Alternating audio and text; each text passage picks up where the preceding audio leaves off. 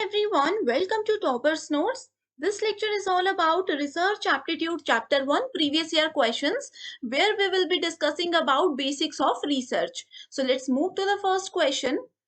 A research that aims at immediate application is.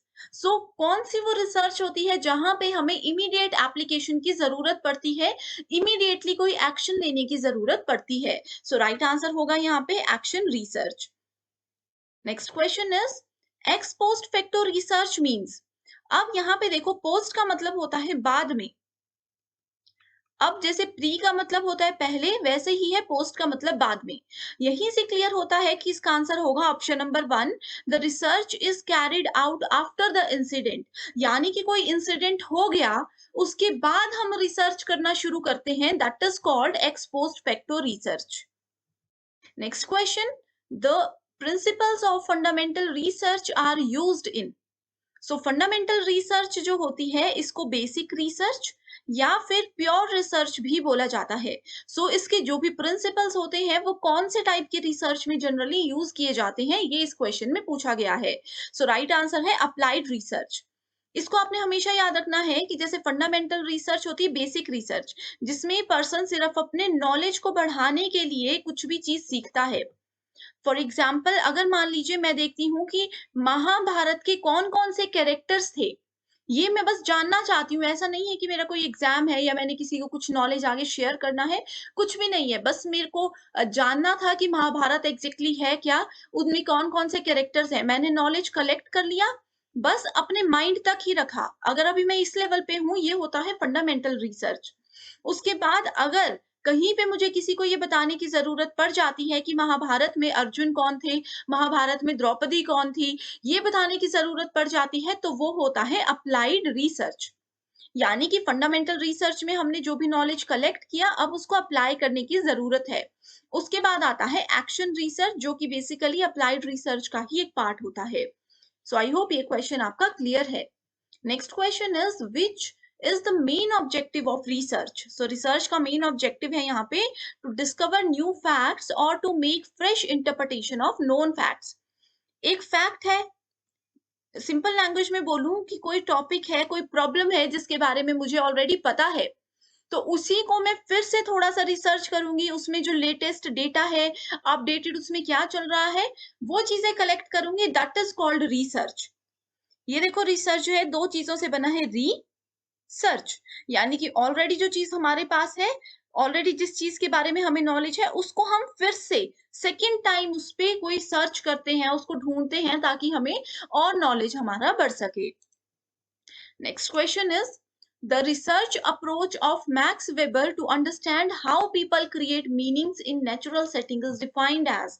Easy question is, it is known as interpretative paradigm. Who among the following propounded the concept of paradigm? So paradigm, जो research में हम paradigms use करते हैं, उसका concept किसने हमें दिया था? राइट आंसर है थॉमस कुहनो. यहाँ पे ओ भी आएगा, ठीक है. Next question. When planning to do a social research, it is better to. तो जब भी हम सोशल रिसर्च करने के बारे में सोचते हैं, तो हमें क्या पता होना चाहिए? To be familiar with literature on the topic. यानी कि किस टॉपिक पे हम लोग रिसर्च कर रहे हैं, ठीक है, किस टॉपिक पे हम रिसर्च कर रहे हैं, उससे रिलेटेड जो लिटरेचर ऑलरेडी है, यानी कि उस टॉपिक से रिलेटेड अगर पहले भी किसी ने रिसर्च की है या भी कोई करंट में उससे रिलेटेड रिसर्च कर रहा है, तो उनकी क्या फाइंडिंग्स है, उन्होंने क्या क्या रिसर्च किया, क्या क्या सॉल्यूशन ढूंढा, वो चीजें पता होना जरूरी है. ये क्यों इंपॉर्टेंट होता है? कहीं ऐसा ना हो कि जिस टॉपिक पे हम रिसर्च कर रहे हैं, जिस प्रॉब्लम को हम बड़ी प्रॉब्लम समझ के उसका सॉल्यूशन ढूंढने के लिए जा रहे हैं, वो ऑलरेडी सॉल्यूशन किसी और ने हमें दे दिया हो, तो वो हमारी पूरे रिसर्च जो है वो गलत हो सकती है, बिल्कुल टाइम वेस्ट हो सकता है. Next question is what is a research design. So research में डिजाइन क्या होता है? ये एक फ्रेमवर्क होता है for every stage of collection and analysis of data. आपको पता है कि रिसर्च मल्टीपल स्टेज एक प्रोसेस होता है, जिसमें से कि पहला प्रोसेस होता है, पहला स्टेप होता है प्रॉब्लम फॉर्म्यूलेशन, कि हमें प्रॉब्लम के बारे में पता होना चाहिए, क्या हमारे सामने प्रॉब्लम है जिसको हम रिसर्च करेंगे. ठीक है, जैसे डिफरेंट स्टेजेस हैं, सो हर एक स्टेज में हमें डेटा कलेक्ट करना पड़ता है। तो डेटा कलेक्ट करना एंड डेटा को एनालाइज करना, उसका एक प्रॉपर फ्रेमवर्क बनाया जाता है, जिसको कि रिसर्च डिजाइन कहते हैं। Next question, Jean Piaget gave a theory of cognitive development of human on the basis of his। So Jean Piaget ने कॉग्निटिव डेवलपमेंट, ह्यूमंस की कॉग्निटिव डेवलपमेंट पे एक थ्योरी दी थी। किस रिसर्च के बेसिस पे उन्होंने ये थ्योरी डेवलप की थी? राइट आंसर होगा फंडामेंटल रिसर्च। सो कॉग्निटिव का मतलब होता है माइंड से रिलेटेड। किसी की अगर हम मेंटल एबिलिटीज की बात करते हैं, सो वहां पे हम कॉग्निटिव चीज उसको टर्म को यूज करते हैं। Next is the conclusions, findings of which type of research cannot be generalized to other situations. So right answer here is historical research. तो क्योंकि हिस्टोरिकल रिसर्च यानी कि हिस्ट्री में वो चीज ऑलरेडी शुरू होके खत्म भी हो चुकी है, तो इस तरह की जो सिचुएशंस होती है उसको हम जर्नलाइज नहीं कर सकते, उसको हम चेंज नहीं कर सकते। ठीक है, तो सिंगल यही रिसर्च होती है जिसमें हम नई फाइंडिंग्स कुछ भी नहीं कर सकते हैं। Next question is, in doing action research what is the usual sequence of steps?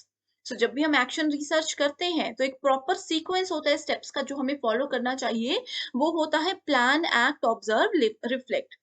तो क्या पहले हमें हर चीज के बारे में प्लानिंग करनी चाहिए, जो हमने प्लान बनाया उस पे एक्ट करना यानी कि उस पे काम करना हमें शुरू करना चाहिए। आफ्टर दैट जब हम काम करेंगे हम ऑब्जर्व करते जाएंगे कि हम सही ट्रैक पे जा रहे हैं या फिर नहीं। उसके बाद रिफ्लेक्ट का मतलब होता है कि जब हमारे पास उसका आउटकम आ जाएगा, फाइनल रिजल्ट आ जाएगा, तो वो हमें क्या रिफ्लेक्ट करता है कि क्या हम सॉल्यूशन तक पहुंच चुके हैं या नहीं। सो ये होता है इसका एक proper sequence. Next question is, which of the following research types focuses on ameliorating the prevailing situations? So कौन सी ऐसी यहाँ पे रिसर्च की टाइप है जो कि फोकस करती है on ameliorating the prevailing situations? So right answer होता है एक्शन रिसर्च, यानी कि प्रचलित परिस्थितियों को सुधारने के लिए बहुत फेमस सिचुएशंस होती हैं, जैसे कि स्कूल, हॉस्पिटल, इनसे रिलेटेड जो सिचुएशंस होती हैं, वहां पे हमें जनरली चाहिए होता है कि इमीडिएट हम सॉल्यूशन ढूंढ सके, that is called action research. Next question we have is, again देख सकते हो आप 2017 में भी ये क्वेश्चन आया था, 2018 में सेम क्वेश्चन पूछा गया है। ठीक है, सो इसका राइट आंसर यहाँ पे आप देख सकते हो, that is option number D.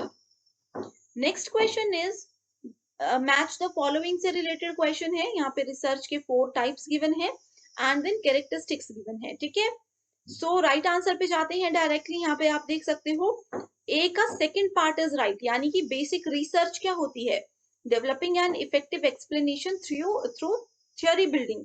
ठीक है, यहाँ पे जो है ये है basically fundamental research, option A है फंडामेंटल रिसर्च। ठीक है, उसके बाद बी का कनेक्शन है फोर्थ के साथ, यानी कि अप्लाइड रिसर्च बोलते हैं exploring the possibility of theory for use in various situations. मैंने आपको बताया था कि फंडामेंटल रिसर्च में थ्योरी बिल्डिंग करते हैं एंड उस थ्योरी को यूज करते हैं हम लोग हमेशा कहाँ पे, अप्लाइड रिसर्च में। उसके बाद आती है एक्शन रिसर्च की बारी। So action research is used to improve an existing situation through use of intervention. Existing situation जैसे मैंने बताया हॉस्पिटल मैनेजमेंट, स्कूल मैनेजमेंट में किसी सिचुएशन को हमें इंप्रूव करना है, so we always use action research. And evaluative research का मतलब होता है finding out the extent of received impact of an intervention. ठीक है, यानी कि किसी रिसर्च का, किसी चीज का किसी दूसरी चीज पे क्या फर्क पड़ता है, ये हमें इवेल्युएटिव रिसर्च बताता है। नेक्स्ट क्वेश्चन अगेन 2019 में भी पूछा गया, so answer is plan, act, observe, reflect. Next question is, participation in which type of research has the great potential for ensuring the improvement of the professional as well as work situation? So right answer होगा यहाँ पे option number D, that is action research. ठीक है, सो मैंने अभी बताया कि किसी भी सिचुएशन को अगर इंप्रूव करना है, किसी भी सिचुएशन को अगर इंश्योर करना है, तो हमेशा एक्शन रिसर्च आप यूज करोगे। Next question is, in which of the following research studies interpretation and meaning get more attention than formulation of generalization? So कौन से टाइप्स वो होते हैं जिसमें इंटरप्रिटेशन और मीनिंग में ज्यादा ध्यान दिया जाता है rather than formulation of generalization? So right answer है यहाँ पे 1, 3 and 4, historical, philosophical and ethnographic research. अगला क्वेश्चन है research that focuses on social inequality between men and women is called. So वो कौन सी रिसर्च है जो कि सोशल इनइक्वालिटी यानी कि एक मेन किसी विमेन से अलग है, इस चीज पे कौन सा रिसर्च फोकस करता है? ऑप्शन नंबर डी यहाँ पे राइट आंसर है, that is feminist research. Next question is, which of the following research types has a potential for enhancing teaching competencies? So teaching competencies यानी कि शिक्षण दक्षताओं को बढ़ाने की क्षमता यहाँ पे कौन सा रिसर्च रखता है? That is action research. Next question, which of the following research is cyclic in nature? Right answer होगा यहाँ पे एक्शन रिसर्च। हमेशा याद रखिए एक्शन रिसर्च ही एक ऐसा रिसर्च होता है जो कि साइक्लिक होता है, जिसमें प्लान, एक्ट, ऑब्जर्व, रिफ्लेक्ट, ये 4 फेजेस पे इस तरह से ये साइक्लिक वे में काम करता है। नेक्स्ट क्वेश्चन है, in the post-positivistic approach to research, which of the following types of researches got emphasized? So अगर हम लोग पोस्ट पॉजिटिविस्टिक अप्रोच की बात करते हैं रिसर्च में, तो कौन से वो टाइप्स है जो कि एम्फेसाइज होते हैं? सो राइट आंसर है यहाँ पे 2, 3 and 5। 2, 3 and 5 that is phenomenological research, ethnographic research and action research. Next question है हमारे पास, which among the following is not the outcome of grounded theory research? So इनमें से कौन सा grounded theory research का एक आउटकम नहीं है, एक परिणाम नहीं है? सो राइट आंसर है यहाँ पे नरेटिव रिसर्च यानी कि कथावाचक। In a research reliability is that quality of measurement procedure which provide। So research में रिलायबिलिटी टर्म बहुत बार हम यूज करते हैं, तो वो जनरली क्यों यूज किया जाता है? For repeatedly and accuracy of the research. Next question है, when results obtained in research study can be extended to a group larger than the sample is called. ठीक है, सो रिजल्ट जो आते हैं किसी रिसर्च के, that can be extended to a group larger than the sample। Sample से बड़ा वो हो जाता है तो उसको बोला जाता है external validity। Next question is, which of the following research formats focuses on hypothesis testing and generalization? तो वो कौन सा फॉर्मेट है रिसर्च का जो कि हाइपोथेसिस टेस्टिंग यानी कि परिकल्पना परीक्षण या फिर सामान्यीकरण पर आधारित होता है, उस पर ज्यादा फोकस करता है? सो राइट आंसर है experimental and ex post facto research. Next question है, the time frame in which a study explores a situation or problem is called the.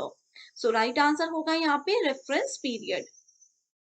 अगला क्वेश्चन है, in grounded theory researchers collect data using theoretical sampling unit theoretical saturation is achieved। This process can be summarized in the following sequence। ठीक है, सो ये sampling से related है जहां पे हम ग्राउंडेड थ्योरी को यूज करते हैं। सो इसमें हमारा राइट आंसर होगा option number D, that is इसमें सबसे पहला स्टेप आता है जनरल रिसर्च क्वेश्चन जो कि हमें पता होना चाहिए।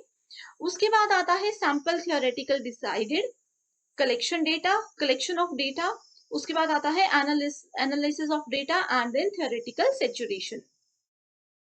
नेक्स्ट क्वेश्चन है, which of the following activities are performed by the researcher in an ethnographic research?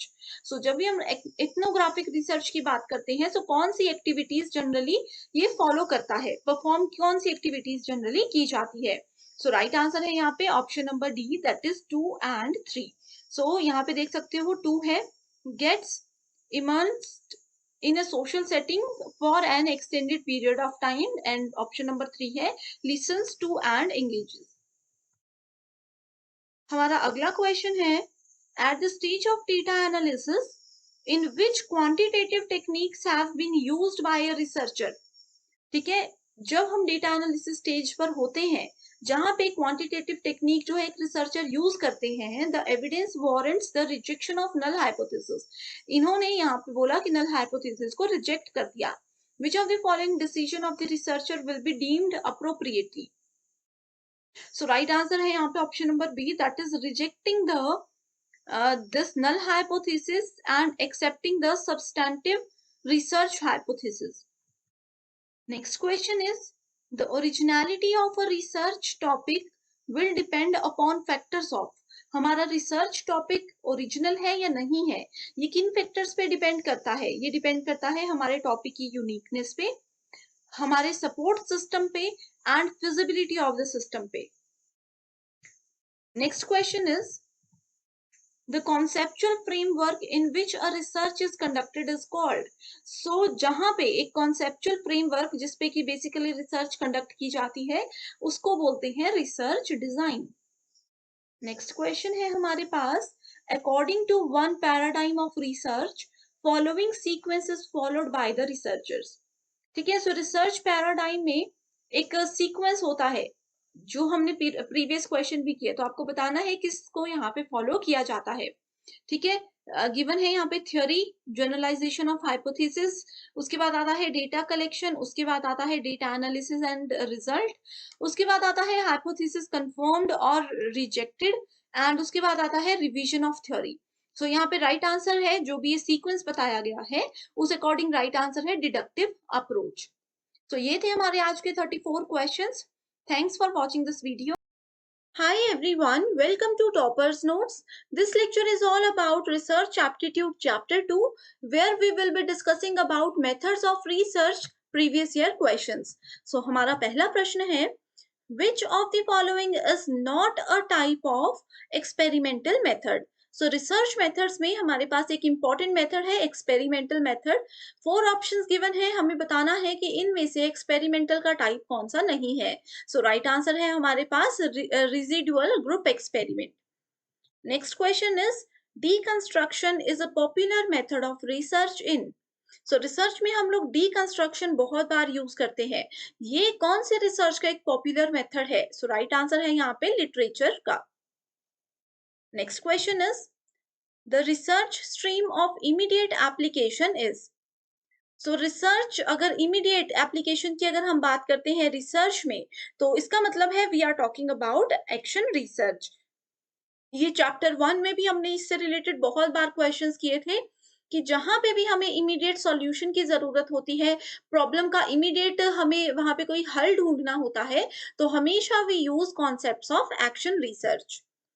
Next question है, which of the following statement is not true in the context of participatory research. तो participatory research के context में कौन सी statement true नहीं है, यानी कि कौन सी स्टेटमेंट फॉल्स है? सो राइट आंसर यहाँ पे होगा, its sole purpose is the production of knowledge. A researcher is interested in studying the prospects of a particular political party in an urban area. What tool should he prefer for the study? तो अगर एक urban area में एक researcher को जाना है, वहां पे उनको सर्वे करना है, लोगों से उनके किसी टॉपिक पे व्यूज पूछने हैं, कोई भी चीज होती है, पॉलिटिकल पार्टीज का यहाँ पे एग्जांपल दिया गया है, तो इस तरह के सर्वे के लिए एक रिसर्चर को कौन सा टूल यूज करना चाहिए? सो वो है क्वेश्चनियर। इसमें क्या होता है, वो पब्लिक में जाकर के उनसे क्वेश्चंस पूछते हैं कि वो पॉलिटिकल पार्टी कौन सी पसंद करेंगे, क्यों पसंद करेंगे, इस तरह के बहुत से क्वेश्चंस होते हैं। Next question is, a researcher intends to explore the effect of possible factors for the organization of effective midday meal intervention. Which research method will be most appropriate for this study? So यहाँ पे बोला है कि school में किसी mid day meal intervention से related कोई problem हो चुकी है, वो ऑलरेडी हो चुका है, अब हम कौन से रिसर्च यूज करेंगे? बहुत इजी क्वेश्चन है, प्रीवियस वीडियो में भी हमने देखा था कि तब हम यूज करते हैं एक्स पोस्ट फैक्टो मेथड, यानी कि कुछ इंसिडेंट हो चुका है, उसके बाद हमें पता चलता है, फिर हम रिसर्च अपनी शुरू करते हैं कि ये क्यों हुआ एंड इसको कैसे हम रोक सकते थे, या आगे आने वाले समय में ये प्रॉब्लम ना हो तो हम इसको कैसे रोक सकते हैं। नेक्स्ट क्वेश्चन है, इन qualitative research paradigm which of the following feature may be considered critical? So qualitative research का डायरेक्ट क्वेश्चन है यहाँ पे, कौन सी चीज थोड़ी सी क्रिटिकल हो सकती है? Data collection from bottom up empirical evidences, क्योंकि जनरली जो हमारे पास क्वालिटेटिव होता है वो टॉप डाउन पे काम करता है, ना कि बॉटम अप पे। नेक्स्ट क्वेश्चन जो है ये मैच द फॉलोइंग से रिलेटेड है। यहाँ पे हमारे पास रिसर्च के 5 मेथड्स गिवन है, experimental, x post facto, descriptive and symbolic, and last है एक्शन रिसर्च, एंड इनकी बेसिक कैरेक्टरिस्टिक्स भी यहाँ पे गिवन है। तो सबसे पहले अगर हम लोग एक्सपेरिमेंटल की बात करें तो आंसर पे जाते हैं डायरेक्टली और साथ साथ में मैं आपको एक्सप्लेन भी करती हूँ, ठीक है। ए को हम जोड़ेंगे थर्ड के साथ। Experimental research means manipulating N independent variable in controlled condition and measuring it's effect on dependent variable, ठीक है। यानी कि इंडिपेंडेंट वेरिएबल जो आजाद वेरिएबल है जिसकी वैल्यू किसी दूसरे पे डिपेंड नहीं करती, उसको मैनिपुलेट करेंगे कुछ कंट्रोल्ड कंडीशन के साथ एंड फिर देखेंगे कि उसका इफेक्ट डिपेंडेंट वेरिएबल पे क्या पड़ता है। एक्सपोज्ड इफेक्ट तो बहुत ही ज्यादा इजी है। सो इसमें आप देख सकते हो observing the effect on dependent variable and making probes into factors variables which explain it, ये होता है एक्सपोज्ड इफेक्टो। तीसरा आता है हमारे पास डिस्क्रिप्टिव मेथड। डिस्क्रिप्टिव में बोला जाता है एक्सेजेटिक एनालिसिस। देन आता है सिंबॉलिक इंटरेक्शंस, ठीक है। सो इसको हम जोड़ेंगे इसके साथ कि explaining patterns of behaviour in terms of meanings and their representations which people share. And last option है action research. So action research में हम देखते हैं interventions to ameliorate a given situation. Next question, which of the following is not the critical feature of qualitative research? Qualitative का कौन सा critical feature नहीं है? Seeking to establish relationship among measured social facts. तो जो social facts होते हैं, जैसे हमने कोई रिसर्च की उसमें मल्टीपल फैक्ट्स हैं, जो भी सोशल फैक्ट्स होते हैं उसको मेजर करना एंड उनके बीच में रिलेशनशिप को एस्टैब्लिश करना। नेक्स्ट क्वेश्चन है अगेन मैच द फॉलोइंग से, जहां पे रिसर्च के मेथड्स हैं एंड डेटा कलेक्शन टूल्स है। इसमें हमें बताना है कि कौन से टाइप के रिसर्च में कौन से किस तरह से हम डेटा कलेक्ट कर सकते हैं। तो इसका राइट आंसर है ऑप्शन नंबर बी। इसमें देखते हैं ए को, एक्सपेरिमेंटल मेथड में हम करते हैं स्टैंडर्डाइज टेस्ट, याद रखिएगा। उसके बाद एक्सपोज्ड इफेक्टो मेथड में हम करते हैं हिस्टोरिकल मेथड, क्योंकि एक्सपोज्ड यानी कि जो इंसिडेंट है वो पहले हो चुका है, ठीक है। तो यहाँ पे अगर हम देखें एक्सपोज्ड इफेक्टो ये होता है टिपिकल कैरेक्टरिस्टिक टेस्ट। उसके बाद आता है डिस्क्रिप्टिव सर्वे मेथड। इसमें हम देखते हैं क्वेश्चनियर्स। सर्वे मैंने बताया, सर्वे करने जैसे कि उसमें बताया था पॉलिटिकल पार्टी वाला एग्जांपल था। सर्वे करते हैं तो वहां पे क्वेश्चंस पूछे जाते हैं। एंड उसके बाद आता है हिस्टोरिकल मेथड, जिसमें कि हम प्राइमरी एंड सेकेंडरी सोर्सेस का यूज करते हैं। अगला क्वेश्चन है a researcher attempts to evaluate the effect of method of feeding on anxiety proneness of children, which method of research would be appropriate for this? तो यहाँ पे बताया है जहां पे भी इफेक्ट की बात की जाए, जहां पे भी इफेक्ट की बात करते हैं इसका मतलब है कि इंसिडेंट ऑलरेडी हो चुका है, उसका इफेक्ट भी लोगों पे पड़ चुका है, अब हम क्या करेंगे। तो वहां पे हमेशा एक्सपोज्ड इफेक्टो मेथड पे फोकस कीजिएगा। नेक्स्ट क्वेश्चन, इंटरव्यू के टाइप्स दिए गए हैं एक लिस्ट में, दूसरे में उसके मीनिंग दिए गए हैं, हमें उनको मैच करना है। सो स्ट्रक्चर्ड इंटरव्यूज जो होते हैं इसमें हम प्री डिटरमाइंड क्वेश्चंस लेकर के चलते हैं, ठीक है। नेक्स्ट आता है हमारे पास अनस्ट्रक्चर्ड इंटरव्यू, उसमें ग्रेटर फ्लेक्सिबिलिटी होती है, कहीं से भी कुछ भी पूछा जा सकता है। नेक्स्ट आता है हमारे पास focused interview, attention on the questions to be asked. And last है क्लिनिकल इंटरव्यूज, जिसमें कि हम फोकस करते हैं इंडिविजुअल लाइफ एक्सपीरियंसेस पे। नेक्स्ट क्वेश्चन है which one of the following is the main feature of qualitative research. So qualitative research का main feature क्या है? It avoids positivistic assumptions and data analysis. अगला क्वेश्चन है, यहाँ पे एक लिस्ट गिवन है हमारे पास जो कि रिलेटेड है क्वालिटेटिव रिसर्च कैरेक्टरिस्टिक से। हमें बताना है कौन सी स्टेटमेंट्स इसके रिगार्ड में ट्रू है। सो सबसे पहले देखते हैं starting the purpose and research questioning in a broad way, ठीक है। पर्पस पता होना चाहिए, उसके बाद क्वेश्चंस पूछना एक ब्रॉड वे में हम शुरू कर देते हैं। नेक्स्ट है collecting data based on words from a small number of individuals. तो थोड़े लोगों से हम क्वेश्चंस पूछना शुरू करते हैं, धीरे धीरे वो चीजें बढ़ती जाती हैं। एंड देन फिर आता है हमारे पास using text analysis and interpreting large meaning of the findings. So right answer है यहाँ पे ऑप्शन नंबर ए। अगला क्वेश्चन है case studies are. Case studies exactly क्या होती हैं? In depth explanation of subject and its related conditions, ठीक है। अब देखो कोई भी प्रॉब्लम है हमारे पास, उस प्रॉब्लम का हम सॉल्यूशन ढूंढ रहे हैं। जब भी हम उसके केस स्टडी के बारे में बात करते हैं तो उसके हम डीप में जाएंगे कि कहाँ से ये प्रॉब्लम शुरू हुई, किस किस को इसने इफेक्ट किया, जिनको इफेक्ट नहीं हुआ इस चीज से वो कैसे बच गए, कि सारी डीप नॉलेज हम लेते हैं एंड रिलेटेड कंडीशंस देखते हैं। अगला क्वेश्चन है 2019 में पूछा गया था ये, participant observation is a part of, तो प्रतिभागी अवलोकन जो है वो किसका हिस्सा होता है, तो ये होता है एथनोग्राफिक रिसर्च का एक पार्ट। अगला क्वेश्चन है हमारे पास, through which research method the manipulation of an independent variable, एक इंडिपेंडेंट वेरिएबल है, इसका manipulation and its effect on dependent variable is examined with reference to a hypothesis under controlled condition, इसको बोला जाता है experimental research. Next question is the study of why does stressful living result in heart attack, so ये एक basic सी statement है कि जो stressful जीवन जीते हैं उनको जनरली हार्ट अटैक आता है, क्यों? सो राइट आंसर है, ये कौन सा टाइप का रिसर्च है, वो है एक्सप्लोरेटरी एक्सप्लेनेटरी रिसर्च। इस चीज को हम एक्सप्लेन कर सकते हैं, इस चीज का हम सबको जागरूकता फैला सकते हैं, लेकिन ये चीज करना या नहीं करना वो उस पर्सन पे डिपेंड करता है, that's why it is explanatory research.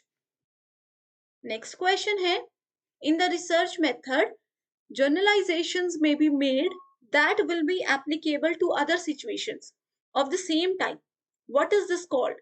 ठीक है, सो रिसर्च मेथड में कुछ जनरलाइजेशंस हम लेते हैं जो कि उस सिचुएशन में या उससे मिलती जुलती कुछ तरह की सिचुएशन में यूज होती है, तो उसको बोला जाता है case study.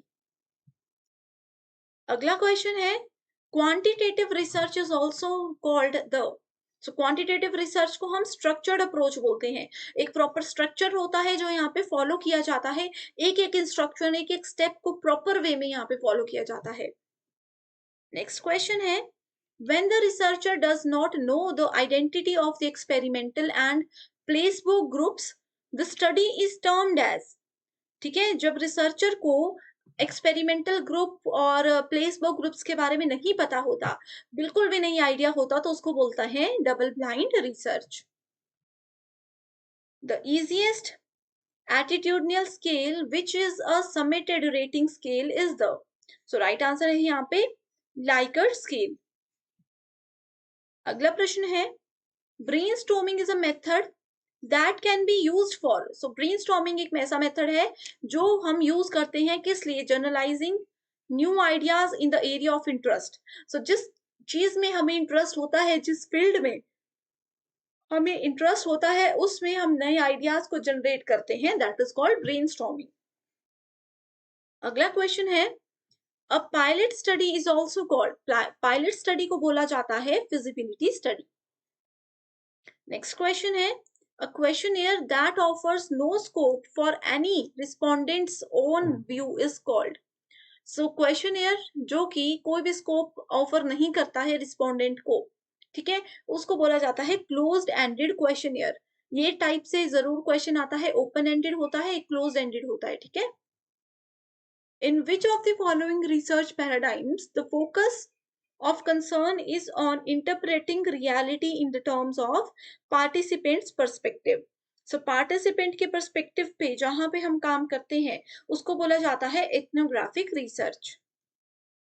Next question is, a university department plans to undertake a study wherein attitudes, values and biases of teachers and students are to be probed with an eye on disclosing their patterns of adjustment, सो यहाँ पे कौन से type का research हम use कर सकते हैं, सो इस तरह के केस में एक तो केस स्टडी यूज होता है, एक एथनोग्राफिक मेथड को यूज किया जाता है, सो राइट आंसर है ऑप्शन नंबर डी। अगला क्वेश्चन 2019 में पूछा गया है, a university teacher intends to study the relationship between levels of aspiration and achievement of rural children, which design of research will be most appropriated in this context, so right answer है ex post facto research। क्यों? क्योंकि जो researcher है उन्होंने उस चीज को देखा जो कि ऑलरेडी हो चुकी है। अब रूरल चिल्ड्रन जो है उनकी अचीवमेंट का क्या लेवल है, वो कैसे काम करते हैं, कैसे पढ़ते हैं, ये चीजें ऑलरेडी हो चुकी हैं, बस वो पुराना डेटा उठा करके चेक कर रहे हैं कि आगे ऐसा ना हो, या जो भी इससे रिलेटेड इंफॉर्मेशन है। नेक्स्ट क्वेश्चन है, In which of the following research methods an empirico-inductive paradigm is employed? So यहाँ पे राइट आंसर बहुत इजी क्वेश्चन है, ये राइट आंसर है 1, 2 and 4, that is ethnographic probe, ex post facto method, sorry ये वाला नहीं होगा, केस स्टडी मेथड है, एंड उसके बाद आ जाएगा नरेटिव मेथड। ठीक है, so option number C here is the right answer. Next question is which among the following is not related to qualitative research? तो क्वालिटेटिव रिसर्च से रिलेटेड कौन सी टर्म नहीं है? राइट आंसर है survey method. Next question is a college teacher does research with a view to depict the reality situation relating to home condition of students and hostels provided for. Which of the following research format will be helpful to do this? यहाँ भी होता है कि participant जो है हम उसको observe करेंगे, so participant observation based research is used here. In an interactive based action research, as you can see, यही क्वेश्चन 4th टाइम आया है, सो राइट आंसर है plan, act, observe and reflect. अगला क्वेश्चन है from the list given below identify those questions which are called process rather than content based question. So process based question और content based question कौन से होते हैं, पहले तो आपको ये पता होना चाहिए। ठीक है, so उस अकॉर्डिंग डाइवर्जेंट क्वेश्चन जो है, ठीक है, ये भी प्रोसेस बेस्ड क्वेश्चन होता है। कॉन्सेप्ट बेस्ड क्वेश्चन ये भी प्रोसेस बेस्ड क्वेश्चन होता है। ओपन क्वेश्चन जो है ये भी प्रोसेस बेस्ड क्वेश्चन होता है, एंड बाकी की जो 3 टाइप्स हैं ये कंटेंट बेस्ड क्वेश्चन होते हैं। सो राइट आंसर है ऑप्शन नंबर डी। अगला प्रश्न है A university teacher plans to improve the study habits of the student in his or her own class. Which type of research paradigm will be helpful in this regard? ठीक है, तो एक university teacher अपने students की study habits को बदलना चाहता है, उनको इम्प्रूव करना चाहते हैं, तो कौन सा रिसर्च का टाइप उनको हेल्प करेगा? हमेशा हमने बात की है इमीडिएट हो, स्कूल हॉस्पिटल से रिलेटेड कोई प्रॉब्लम हो तो एक्शन रिसर्च आंसर होगा। Next question is generalized conclusion on the basis of a sample is technically known as. तो generalized conclusion on the basis of sample, हमने conclusion निकाला एक sample से, ठीक है, so उसको हम क्या बोलते हैं? उसको बोला जाता है statistical inference. Next question is which of the following steps are required to design a questionnaire? So कौन से steps को की जरूरत होती है हमें अगर हम questionnaires को डिजाइन करना चाहते हैं? सो राइट आंसर है यहाँ पे option number D, that is 1, 2, 3 and 4, यानी कि ऑल ऑफ द अबव। सो ये थे हमारे आज के 36 question. So thanks for watching this.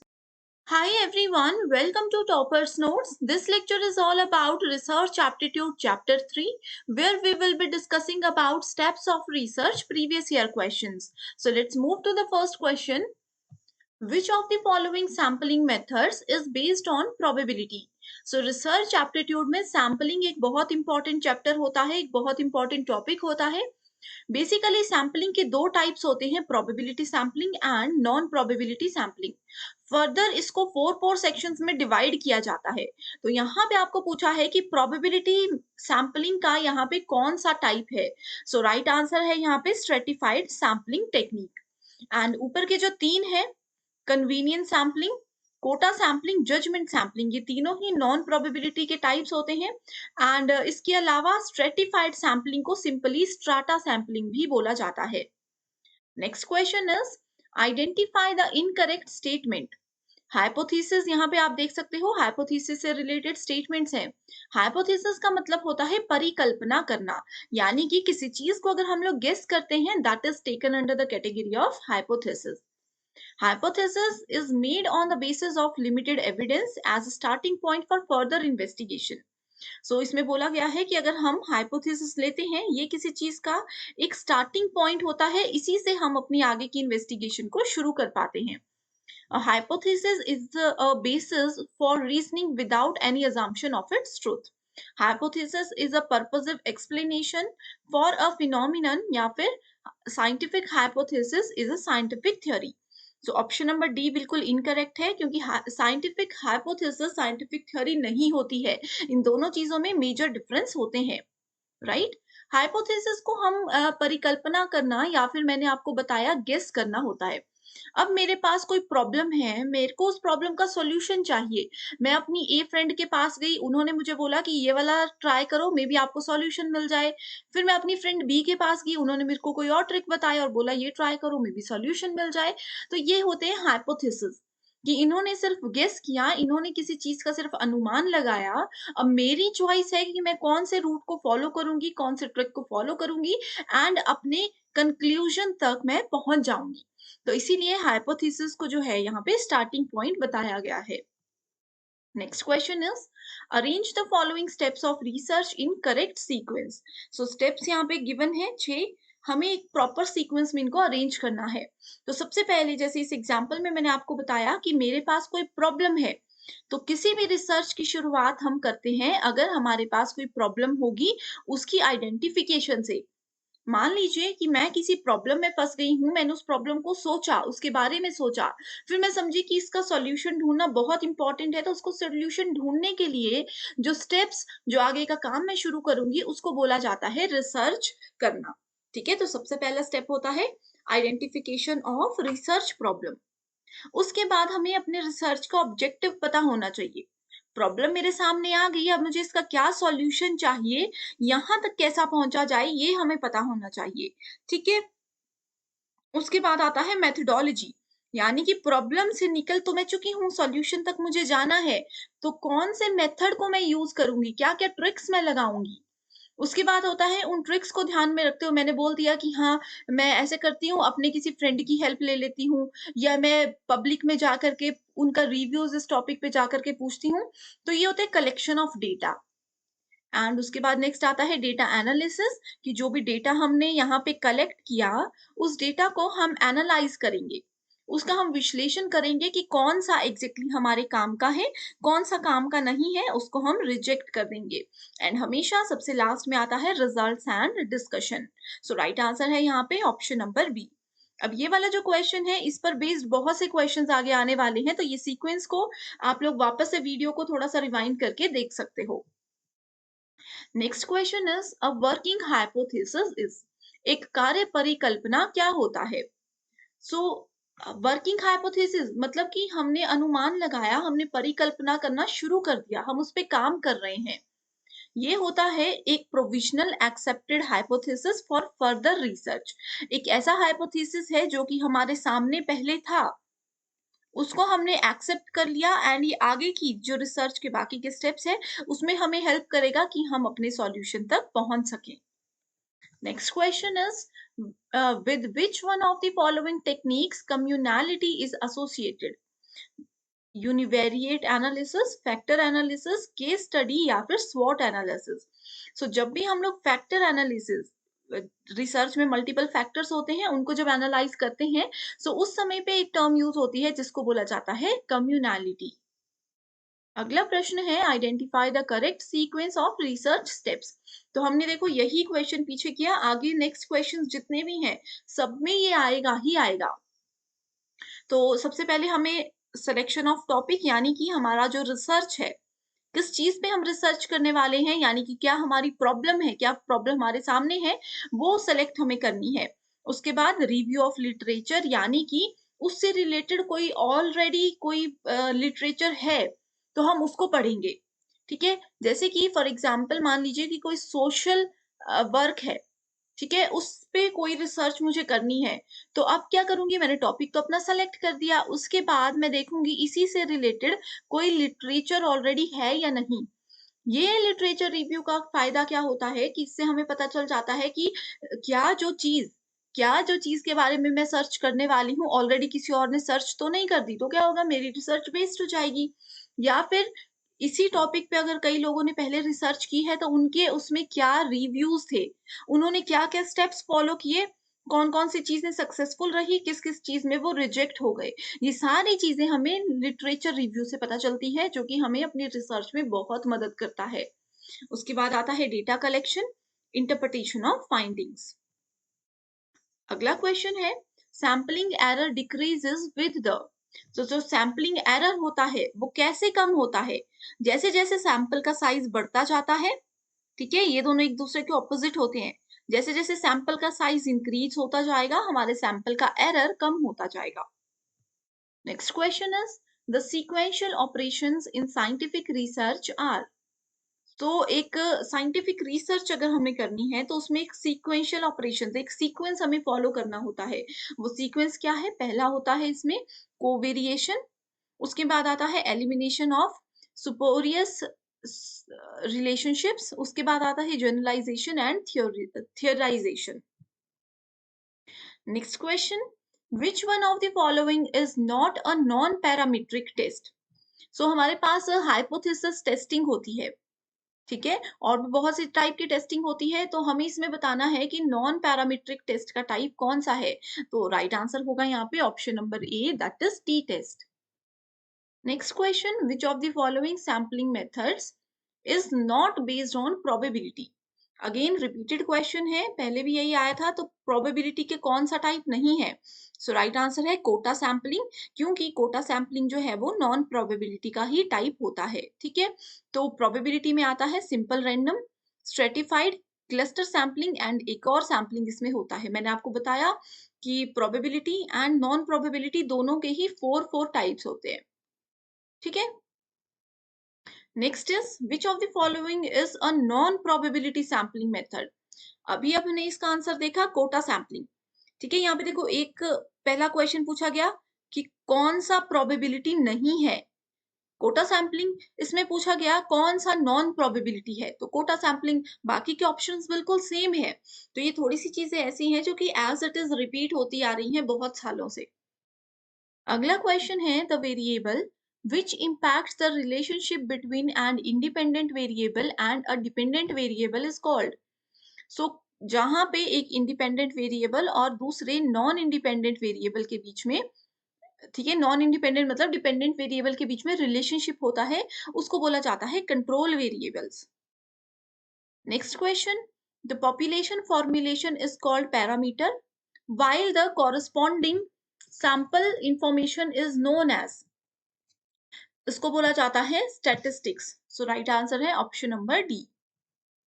In sampling इसमें समझने का कुछ नहीं है, एज इट इज स्टेटमेंट दी गई है सैम्पलिंग से related. In sampling the lottery method is used for randomization, ठीक है। लॉटरी में क्या होता है आपको पता होगा, जैसे रेंडमली वहां पे नंबर सेलेक्ट किए जाते हैं, तो इसीलिए सैम्पलिंग में लॉटरी मेथड को रेंडोमाइजेशन बोला जाता है। अगला प्रश्न है which one of the following is a non probability sampling. As you can see ये हमारा फिफ्थ या सिक्स्थ क्वेश्चन है जो कि एज इट इज पूछा गया है। सो नॉन प्रोबेबिलिटी सैम्पलिंग का टाइप है यहाँ पे पर्पजिव, ठीक है। सिंपल रैंडम, स्ट्रेटिफाइड और सिस्टमैटिक, ये तीन चीजें हमेशा प्रोबेबिलिटी में आती हैं। Next is sampling cases means. तो हम लोगों को सैम्पलिंग जरूरी होती है। सैम्पलिंग का मतलब होता है जैसे मान लीजिए कि मैं अपने रिसर्च के किसी काम से किसी कॉलेज में गई, उस कॉलेज या यूनिवर्सिटी में 5,000 स्टूडेंट्स हैं। अब 5,000 स्टूडेंट्स का ओवरव्यू, उनका क्या स्टेटस है वो तो हम नहीं चेक कर सकते, उनके रिव्यूज तो हम नहीं ले सकते। तो हम क्या करते हैं, इसको बोला जाता है टोटल पॉपुलेशन, ठीक है। सैम्पलिंग के केस में जितने टोटल होते हैं उसको पॉपुलेशन बोला जाता है। 5,000 में से मैंने सिर्फ 100 सेलेक्ट किए, इसको बोला जाता है सैम्पलिंग। अगर यहाँ पे हम नॉन प्रोबेबिलिटी सैम्पलिंग की या प्रोबेबिलिटी सैम्पलिंग की बात करें, सो प्रोबेबिलिटी सैम्पलिंग में होता है कि हमने रैंडम सिलेक्शन कर दिया, एंड नॉन प्रोबेबिलिटी सैम्पलिंग में होता है किसी क्राइटेरिया को हमने फॉलो किया। जैसे मैंने बोल दिया जो स्टूडेंट्स म्यूजिक में अच्छे हैं सिर्फ वही आएंगे, या जिन स्टूडेंट्स की हाइट 5 से ज्यादा है वो ही इस सैम्पलिंग का हिस्सा बन सकते हैं। तो इस तरह से नॉन प्रोबेबिलिटी और प्रोबेबिलिटी सैम्पलिंग को फर्दर डिवाइड किया जाता है, ठीक है। सो सैम्पलिंग केसेस का मतलब होता है sampling of people, newspapers, television programs etcetera. So यहाँ पे इसका एग्जाम्पल मैंने आपको पीपल के पॉइंट ऑफ व्यू से बताया कि 5,000 में से मैंने 100 सेलेक्ट किए किसी कंडीशन को लेकर के, ठीक है। रेंडमली सिलेक्शन भी हो सकता है, उसमें बस ऐसा है कि 5,000 में से मेरे को पहले पहले 100 बच्चे जो नजर आ गए, ऐसे कैंपस पे नजर घुमाऊंगी, पहले 100 पेजेस पे नजर पड़ गई, वो एज अ सैंपल मैं कलेक्ट करूंगी। लेकिन कुछ सैम्पलिंग ऐसी होती है जिसमें हम सोच समझ के डिसीजन लेते हैं कि किस फील्ड में हमें काम करना है, किस लेवल के स्टूडेंट्स हमें चाहिए।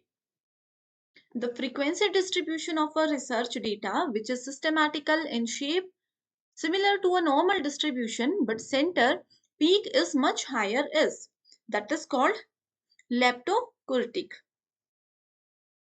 नेक्स्ट क्वेश्चन, इस तरह के क्वेश्चंस जनरली अब एग्जाम में पूछे नहीं जाते, ठीक है। Male and female students perform equally well in numerical aptitude test, this statement indicates, ठीक है। तो इसको क्या बोला जाता है, इसको बोला जाता है नल हाइपोथेसिस। नल हाइपोथेसिस हमेशा बोलता है कि दो चीजें जैसे ए एंड बी है, दो चीजों में कभी भी कोई डिफरेंस नहीं हो सकता। नल का मतलब ही होता है शून्य, यानी कि शून्य डिफरेंस, कोई डिफरेंस नहीं हो सकता। अगर हम बोलते हैं कि ए और बी बिल्कुल बराबर है, दिखते भी बराबर है, मेंटल लेवल भी बराबर है, हर चीज बराबर है, तो वो नल हाइपोथेसिस है। अगर मैं बोलूं ए इज ग्रेटर देन बी या फिर ए इज बेटर देन बी, ठीक है, तो ये क्या है, इस तरह के हाइपोथेसिस को बोला जाता है ऑल्टरनेटिव हाइपोथेसिस या फिर रिसर्च हाइपोथेसिस। तो ये चीज आपको याद रखनी है। Which of the following statement is true in the context of testing of a hypothesis? So एक hypothesis को टेस्ट करने के लिए कौन से statements true हैं? It is only the alternative hypothesis that can be tested. It is only the null hypothesis that can be tested. Both alternative and null hypothesis can be tested या फिर both the alternative and null hypothesis cannot be tested. So right answer है option B कि सिर्फ हम नल hypothesis को ही test करते हैं, ठीक है। सबसे पहले हम ये चेक करते हैं कि जो दो वेरिएबल्स गिवन हैं ये दोनों सेम है या इनमें कोई डिफरेंस है। अगर हमारा नल हाइपोथेसिस जो है वो सेटिस्फाई कर देता है स्टेटमेंट को तो हम यहीं पे रुक जाते हैं। अगर नल हाइपोथेसिस स्टेटमेंट को सेटिस्फाई नहीं कर पाता उसके बाद जाकर के हम ऑल्टरनेटिव हाइपोथेसिस पे मूव करते हैं। So it is the only null hypothesis that can be tested. Next question. Which of the following is an initial mandatory requirement for pursuing research? So research करने से पहले कौन सी चीज है जो कि अनिवार्य है, प्राइमरी चीज कौन सी है? तो वो है formulating a research question, कि रिसर्च की हमारी प्रॉब्लम क्या है। अगर मैं बोलूं मैं ना रिसर्च करने जा रही हूँ, मुझे पता ही नहीं है कि किस पे रिसर्च करना है, तो मैं ये डिसीजन भी नहीं ले पाऊंगी। तो सबसे पहले हमें रिसर्च प्रॉब्लम यानी कि रिसर्च क्वेश्चन पता होना चाहिए। नेक्स्ट है, in a research on the effect of child rearing practices on stress proneness of children in completing school projects, the hypothesis formulated is that children rearing practices do influence stress proneness. At the data analysis stage, a null hypothesis is. तो इस case में हम null hypothesis को क्या करेंगे? Research hypothesis will also be rejected. Research hypothesis will be accepted. दोनों को ही हम रिजेक्ट कर देंगे या दोनों को ही हम एक्सेप्ट कर देंगे या कोई डिसीजन नहीं लेंगे। सो राइट आंसर होगा यहाँ पे ऑप्शन नंबर बी कि इस केस में रिसर्च हाइपोथेसिस को हम एक्सेप्ट करते हैं। हमेशा यहाँ पे बोला जाता है कि कोशिश कीजिएगा कि नल हाइपोथेसिस अगर ट्रू है, ठीक है, तो उसको हमें एक्सेप्ट करना ही करना है, नहीं तो एरर्स हो जाते हैं, वो हम आगे डिस्कस करेंगे कि किस तरह के एरर्स जनरली इसमें होते हैं। Which sequence of research steps is logical in the list given below? तो इसमें देखो कॉमा से सेपरेट करके डिफरेंट हमें स्टेप्स दिए हैं रिसर्च के। तो सबसे पहले हमेशा प्रॉब्लम फॉर्मुलेशन, ठीक है, तो ये वाला ऑप्शन हम रिजेक्ट कर देंगे। प्रॉब्लम फॉर्मुलेशन बाकी के 3 ऑप्शंस में है। उसके बाद एनालिसिस तो बाद में होता है, जब डेटा कलेक्ट करते हैं उसके बाद एनालिसिस होता है। सो यहाँ पे देखो, ठीक है, सैंपल तो फिर उसके बाद की बात है, तो इसको भी रिजेक्ट कर देंगे, इसको भी रिजेक्ट कर देंगे। हमने पहले प्रॉब्लम ढूंढी, फिर अनुमान लगाया, मैंने बताया था ना मैं प्रॉब्लम में फंस गई, फिर मैंने सोचा क्या करूं, मैं अपनी फ्रेंड के पास गई और हमने गेस करना शुरू कर दिया कि कैसे इस प्रॉब्लम से बाहर निकले। फ्रेंड का तरीका समझ आया या नहीं आया वो अलग चीज है, फिर मैं फ्रेंड बी के पास गई, उन्होंने भी गेस किया और कुछ ट्रिक्स दे दिए, ठीक है, इस तरह से ये काम करता है। उसके बाद हम रिसर्च डिजाइन को डेवलप करते हैं, कलेक्शन ऑफ डेटा करते हैं, फिर डेटा एनालिसिस करते हैं, formulation of generalization and conclusion, तो ये सबसे लास्ट में आता है, ठीक है। यहाँ पे देखो हम इससे भी इनको सेलेक्ट कर सकते थे कि कंक्लूजन के बाद डेटा कलेक्ट नहीं होता, यहाँ पे इसको रिजेक्ट कर दिया। Arriving at generalization and conclusion, and यहाँ पे देखो कलेक्शन, सबसे लास्ट में कलेक्शन थोड़ी ना होती है, ठीक है, सबसे लास्ट में हमेशा जर्नलाइजेशन और कंक्लूजन ही होते हैं। Next question, which of the following sequence of research step is nearer to scientific method? Same है, problem formulation, locating the actual problem and its definition, hypothesis, deducing the consequences of the suggested solution and testing the hypothesis in action. Next question, which among the following provide the strongest evidence of cause and effect relationship between independent and dependent variable? आपको इसमें कुछ भी नहीं पढ़ना, आपको सिर्फ cause and effect ये एक कीवर्ड है। जिसमें क्वेश्चन में आपको कॉज एंड इफेक्ट मिल जाए वहां पे आपने डायरेक्टली बिना सोचे समझे एक्सपेरिमेंटल अप्रोच पे क्लिक कर देना है। ठीक है, अगर कई बार ऐसा होता है कि ऑप्शंस में आपके पास एक्सपेरिमेंटल अप्रोच ऑप्शन ही नहीं होता, ठीक है, तो उसके अलावा वहां पे आपके पास अगर एक्स पोस्ट फैक्टो भी ऑप्शन में होता है तो आप उस पे भी सिलेक्ट कर सकते हो। अगर दोनों ही होंगे तो एक्सपेरिमेंटल को ही प्रायोरिटी दी जाती है। Next question, with what name of an with what name an attribute like height, weight or happiness that is measurable and that is assigned with changing values be called? इसको बोला जाता है variable. Next question is which of the following statements is correct? तो कौन सी statement correct है, किस regard में है ये नहीं बताया गया, डायरेक्ट है कि वैलिडिटी इंश्योर्स रिलायबिलिटी, यानी कि अगर हमारा रिसर्च जो भी हम कर रहे हैं वो वैलिड प्रूव हो जाता है कि हम जो कर रहे हैं वो बिल्कुल वैलिड है, इनवैलिड कोई काम नहीं है, इसका मतलब है कि हमारा रिसर्च रिलायबल भी है। A statistical measure based upon the entire population is called parameter, while measure based upon a sample is called as, इसको बोला जाता है statistics। 2015 में भी सेम क्वेश्चन अभी हमने डिस्कस किया, right? Next question, the F test. So hypothesis testing में T test, G test, F test होते हैं हमारे पास। तो इसमें एफ टेस्ट होते हैं, it can be one tailed as well as two tailed depending upon the hypothesis. तो इसका एक एंड भी हो सकता है, दूसरा एंड भी हो सकता है, ये डिपेंड करता है हाइपोथेसिस पर। Next question, a researcher fails to reject null hypothesis. Null hypothesis को एक रिसर्चर ने फेल करना था लेकिन वो नहीं कर पाया, इसका मतलब है कि उन्होंने नल हाइपोथेसिस को एक्सेप्ट कर लिया। What implications will it carry for his her principal research hypothesis? Rejecting the research hypothesis. अब देखो स्टेटमेंट में थोड़ा सा कंफ्यूजन क्यों होता है स्टूडेंट्स को, वो क्वेश्चन ही नहीं समझ पाते। जैसे मैंने यहाँ पे बताया ना कि नल को रिजेक्ट करना था, नल को रिजेक्ट करना था लेकिन उन्होंने रिजेक्ट नहीं किया, इसका मतलब है कि उन्होंने नल को एक्सेप्ट कर दिया। और मैंने आपको हमेशा बताया है कि नल को अगर हम एक्सेप्ट करते हैं इसका मतलब ये है कि ऑल्टरनेटिव हाइपोथेसिस को हम रिजेक्ट कर रहे हैं ऑटोमेटिकली। ठीक है, नेक्स्ट क्वेश्चन इज, देखो नल को एक्सेप्ट करेंगे तो ऑल्टरनेटिव को रिजेक्ट करेंगे, नल को रिजेक्ट किया तो उसके बाद हम ऑल्टरनेटिव पे जाएंगे एंड उसको एक्सेप्ट करेंगे। Next question, what are the elements of evaluation plan? So evaluation करते हैं रिसर्च में, उसका एक प्लान होता है, उसके एलिमेंट्स कौन है?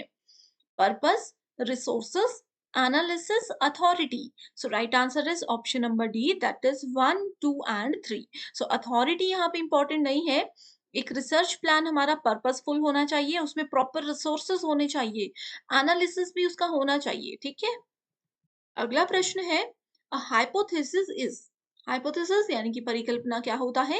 ये एक टेंटेटिव स्टेटमेंट्स होती हैं दैट प्रोवाइड एन एक्सप्लेनेशन। ठीक है, एक स्टेटमेंट ऐसी होती है जिसको हम अभी नहीं मान सकते, कि मान लीजिए मैंने बोला कि अगर जैसे मान लीजिए मैं नदी में डूब रही हूँ, मैं बोलूंगी कि अगर मैं स्विमिंग करने की कोशिश करूँ तो शायद हो सकता है मैं बच जाऊं, या फिर मैं ये सोच सकती हूँ कि अगर मैं जोर जोर से शोर मचाने लग जाऊं तो शायद हो सकता है लोग सुने और मुझे बचाएं। तो जरूरी नहीं है कि ये दोनों ट्रिक्स जो मैंने देखी हैं, ये दोनों हाइपोथेसिस जो मैंने देखे हैं ये ट्रू साबित ही होंगे, ये काम करेंगे ही करेंगे। तो ये एक ऐसी स्टेटमेंट होती है जिसको हमें दिमाग में तो हमारे आ चुकी है बट उसको ट्राई करना पड़ता है, तो वो एक्सेप्ट होंगी, रिजेक्ट होंगी, क्या होगा ये सिचुएशन पे डिपेंड करता है। Next is tertiary source of data is. So research में हमारे पास प्राइमरी, सेकेंडरी या टर्शियरी सोर्स होते हैं डेटा के। प्राइमरी होता है जहां पे फील्ड में जा करके हम खुद डेटा कलेक्ट करते हैं, जैसे कि न्यूज रिपोर्टर्स होते हैं, वो क्या करते हैं, कहीं पे कुछ वारदात होती है वो खुद उधर जा करके न्यूज कलेक्ट करते हैं, वो प्राइमरी है। सेकेंडरी है जो कि हम लोगों को मिलता है, जैसे कि न्यूज़पेपर। अब न्यूज़पेपर वालों ने तो फील्ड में जाकर के काम किया, न्यूज कलेक्ट की, हमें क्या हुआ, हमने तो सेकेंडरी चीज से देखा, न्यूज, टीवी चैनल, ये सब चीजें, जैसे ये है देखो। ठीक है, ये सारी चीजें सेकेंडरी हैं, ये सारी चीजें सेकेंडरी हैं, ठीक है। सो टर्शियरी होता है जिसमें कि प्राइमरी सेकेंडरी दोनों की इंफॉर्मेशन होती है, कंबाइंड, ठीक है। Critical language testing is in a research report is, it means testing language from an ethical point of view, revealing its misuses.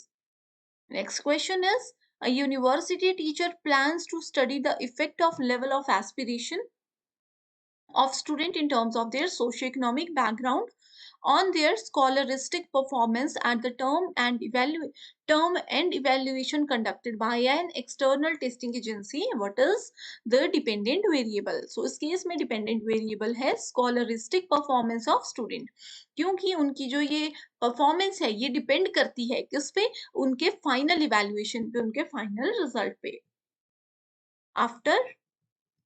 After identifying the different variables and establishing the logical reasoning in theoretical framework, the next step in the research process is, ठीक है। तो हमने क्या किया, different variables को identify कर लिया, उसके बाद हमने लॉजिकल रीजनिंग भी वहां पे लगा दी। उसका अगला स्टेप होता है, हमेशा जनरेट करते हैं हम हाइपोथेसिस को। Next question is, the research design is specifically related to which of the following feature in research? So research design की बात की गई है एंड पूछा गया है कि ये कौन से फीचर हैं जो कि इसको सेटिस्फाई करते हैं।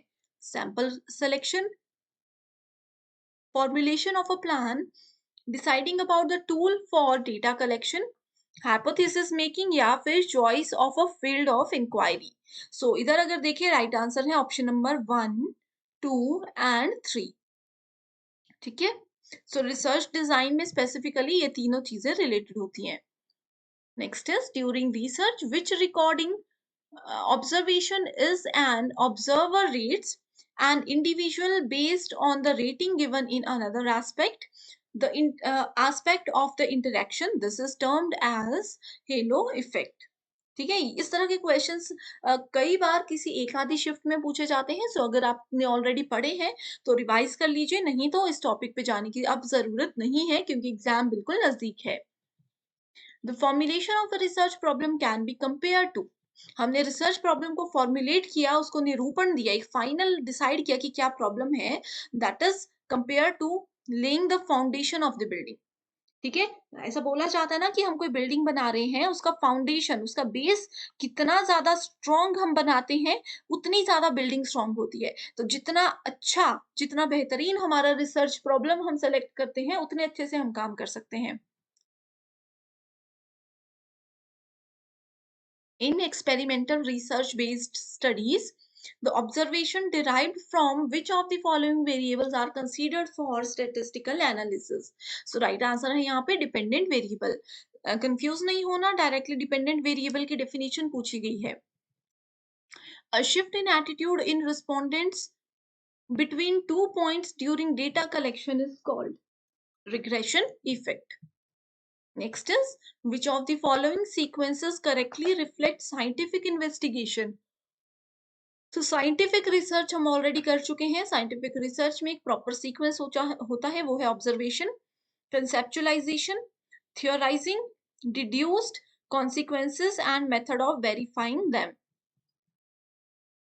Hypothesis testing is the main concept of which type of research? So hypothesis testing कौन से टाइप के रिसर्च में की जाती है सबसे ज्यादा? ये है experimental research. The probability sampling procedures are mostly used in which of the following? So probability sampling कहाँ पे use होती है? ये होती है 1, 2 and 5 में, यानी कि सर्वे research, experimental research, correlational design based research. Next question is, which of the following sampling procedures will be appropriate for conducting researches with empirico-inductive research paradigm? So empirico-inductive research paradigm से related direct question है ये। इसका answer है any of the non-probability sampling procedures.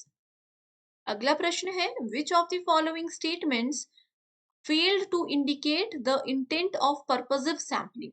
So purposive sampling से related यहाँ पे हमें statements given है and हमें बताना है कि कौन सी इसके regard में true नहीं है, ठीक है। यहाँ पे पूछा ना फेल्स टू इंडिकेट, तो यहाँ पे राइट आंसर है purposive sampling is not the fundamental principle of selecting cases and individuals in qualitative research. Next question is, in case the population of research is heterogeneous. Heterogeneous मतलब अलग अलग तरह की population है, heterogeneous in nature. Which of the following sampling techniques will ensure optimum representativeness of sample units? Right, so यहाँ पे हमारा answer है option number B, that is stratified random sampling. Stratified को हम मैंने बताया इसमें स्ट्राटास यूज किए जाते हैं. पूरी पॉपुलेशन में से उनको अलग अलग ग्रुप्स में डिवाइड किया जाता है, जैसे यहाँ पे मेल आ गए, यहाँ पे फीमेल आ गए, यहाँ पे एज ग्रुप के हिसाब से डिवाइड किया जाएगा, इस तरह से चीजें होती है. The fish bowl draw a method of drawing an random sample. The major characteristic of correlation analysis is seek out to. So correlation analysis की यहाँ पे characteristic में पूछा गया है, that is association among variables. Correlation यानी कि ये क्या करता है, ये variables के बीच में relation बताता है, means association बताता है. Snowball sampling is the process of selecting a sample using snowball में हम सबसे ज्यादा यूज करते हैं networks को. ठीक है, सो राइट आंसर है option number A. Research design that needs to collect factual information on a continuing basis is called as. So एक रिसर्च डिजाइन जो कि फैक्चुअल इंफॉर्मेशन को कलेक्ट करता है कंटिन्यूअस बेसिस पे, उसको लॉन्गिट्यूडनल स्टडी डिजाइन बोला जाता है. A tentative proposition with unknown validity that specifies a relationship between two or more variables is called. It is called research hypothesis. ये भी research hypothesis की ही direct statement पूछी गई है. Which of the following sequences represents the most logical sequence in doing research? So research करने में एक proper sequence होता है, वही चीज है as it is. मैं आंसर बताती हूँ, that is option number A. In which of the following steps of research the scope for creativity and imagination is utmost? That is identifying variables and hypothesizing. So कौन से variables को हम select करते हैं and कैसे हम उसकी परिकल्पना करना शुरू करते हैं, ये important होता है. Which of the following is an example of a maximum performance test? बिना सोचे समझे हमेशा बताया है कि maximum performance test की बात होती है. So we are talking about aptitude test. A good review of research literature aims at generating research questions and validating those questions. यानी कि क्वेश्चंस को बनाना, जनरेट करना, उत्पन्न करना एंड उनकी वैलिडिटी चेक करना कि ये वैलिड है इस पॉइंट ऑफ व्यू से या नहीं है. ये क्वेश्चन जो है, which of the following represents the correct order of sequence for reading skills in context of research. तो रिसर्च अगर कर रहे हैं तो एक पर्सन की रीडिंग स्किल्स का सीक्वेंस है ये.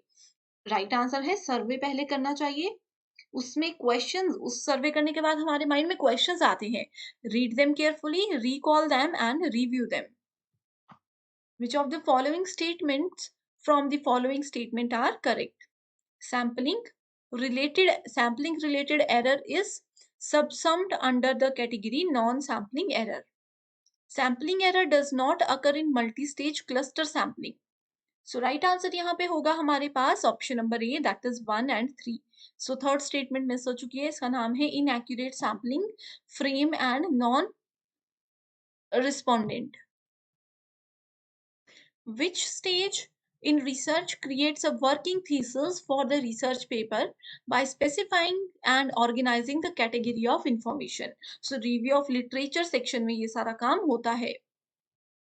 A hypothesis should be conceptually. ठीक है, तो हाइपोथेसिस सिंपल होना चाहिए, क्लियर होना चाहिए, स्पेसिफिक होना चाहिए.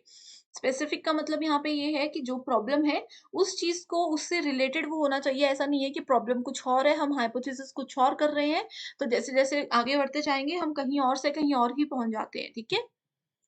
In which of the following sampling methods employed in research the units comprising the sample are given equal and independent chance? So right answer is cluster sampling.